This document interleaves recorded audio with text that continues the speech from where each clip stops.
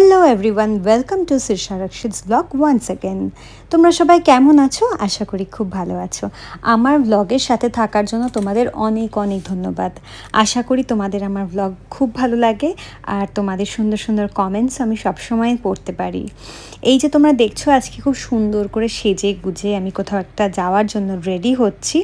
বেশ অনেক দিন পর আমি একটু মেকআপ টেকআপ করলাম, কারণ মাঝে আমি অনেক দিন কোথাও বেরোচ্ছিলাম না বলে, মানে সেই অর্থে শুটিং ছাড়া আমি খুব একটা বেশি মেকআপ টেকআপ করা পছন্দ করি না বা করা হয় আমার এখন মেকআপ করতে খুব একটা ভালোও লাগে না। বাট হ্যাঁ, নিউড মেকআপ আমি সবসময় করতে বেশি পছন্দ করি। দেখতে পাচ্ছ একটা সুন্দর একটা কানের ইয়াররিং আমি পরে নিয়েছি আর শাড়ি পরে নিয়েছি। শাড়িটা আমার মায়ের শাড়ি, তো মা চুজ করে দিয়েছে যে এই শাড়িটা পরে তুমি যাও। তার সাথে একটা সুন্দর একটা গলার হার আমি পরে নিয়েছি। এগুলো সমস্ত জাং জুয়েলারি যেগুলো আমরা পরে থাকি। তো সিলভার কালারের একটা চুড়ি পরেছিলাম, ভালো লাগছিল না বলে আমি এই চুড়িটা চেঞ্জ করে নিলাম।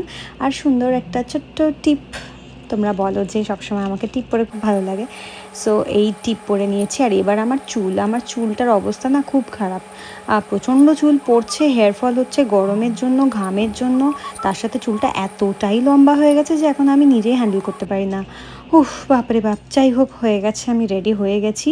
এসি চালিয়ে আমি সবসময় মেকআপ করি, তার কারণ নাহলে প্রচণ্ড আরও বেশি মেকআপ করলে বেশি গরম লাগে, ঘাম হয়।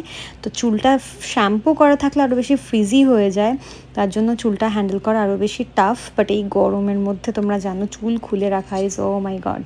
বাট চুল খুলে রাখতেই আমার ভালো লাগে, তার কারণ হচ্ছে যে শাড়ি যখন পরবো চুলটা খোলা থাকলে বেশি ভালো লাগে। তোমরাই বলো আমাকে কেমন লাগছে এই লুকটা, ফাইনাল লুকটা তোমরা দেখে বলো কেমন লাগছে।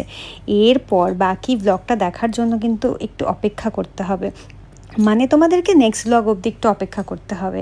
আমি কোথায় যাচ্ছি, কার সাথে ডেট করতে যাচ্ছি, সব তোমরা দেখতে পারবে। আর বেরোনোর আগে অবশ্যই আমার favourite part, that is the perfume মাখতে আমার ভীষণ ভালো লাগে। It keeps me cool and refreshing the whole day. So গাড়িতে উঠে গেলাম, ক্যাবে। এখন যাচ্ছি, অনেকক্ষণ ওয়েট করলাম ক্যাবের জন্য, অলমোস্ট অনেকটা লেট হয়ে গেছে। বাট আই হোপ 1:30টার মধ্যে পৌঁছে যাব। Let's see. আজকে আমি যাচ্ছি স্পেশাল একজনের সাথে ডেট করতে। সো কার সাথে ডেট করতে যাচ্ছি তো গেস করো কে হতে পারে। সারপ্রাইজ আছে, সো তোমাদের অবশ্যই দেখাবো কে আসছে আমার সাথে ডেট করতে। ব্লগটা দেখতে থাকো, আমি পৌঁছাই, একটুখানি ঘুমিয়ে নিই।